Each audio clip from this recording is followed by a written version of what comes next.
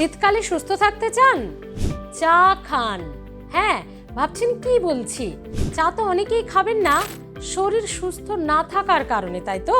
কিন্তু না, আমি বলছি, গ্যারান্টি দিয়ে বলছি, চা খেলে সুস্থ থাকবেন। তবে আপনাকে জানতে হবে কোন চা খাবেন, কোন সুস্থতার জন্য বা কোন রোগ প্রতিরোধের জন্য। তাহলে দেখে নিন পুরো ভিডিওটি। জবা ফুলের চা খান হাই প্রেশার কন্ট্রোলে রাখতে বা উচ্চ রক্তচাপ নিয়ন্ত্রণে রাখতে। দারচিনির চা খান যাদের ব্লাড সুগার রয়েছে বা ডায়াবেটিস রয়েছে। গ্রিন টি খান যারা ক্ষতিকর কোলেস্টেরল শরীরে কমাতে চান বা চিকিৎসকেরা বলেছেন রক্তে কোলেস্টেরলের মাত্রা বেড়ে গেছে, তারা গ্রিন টি খান।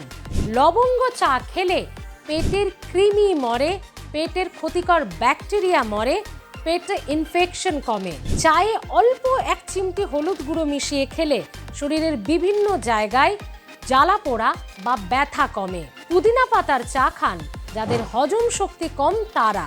পুদিনা হজম শক্তি বাড়ায়। আদা দিয়ে চা খান, সর্দি কাশি ঠান্ডা লাগা মাথা ব্যথা সব কমবে। যাদের ঘুম আসে না, অনিদ্রাজনিত সমস্যা, ঘুমের সমস্যা রয়েছে, ক্যামোমাইল চা খেলে তাদের ঘুম ভালো হয়। দেখলেন তো চায়ে কত রোগ সারে। কিন্তু হ্যাঁ, সেই চায়ে চিনি দেওয়া চলবে না, দুধ দেওয়া চলবে না। মানে শুধুমাত্র হালকা লিকার দিয়ে এই জিনিস এক একটির ক্ষেত্রে মিশিয়ে আপনারা খেতে পারবেন। প্লিজ সবগুলো একসঙ্গে দিয়ে দেবেন না, ভাববেন যে এই 5-6টা রোগই আমার চলে যাবে, তাতে কিন্তু অন্য ক্রিয়া বিক্রিয়া হয়ে যেতে পারে। তাই এক একটি জিনিস এক একবারই খাবেন, একসঙ্গে মিশিয়ে খাবেন না। চায়ে দুধ দেবেন না, চিনি দেবেন না। ভালো থাকুন, সুস্থ থাকতে সঙ্গে রাখুন হেলথ প্লাস।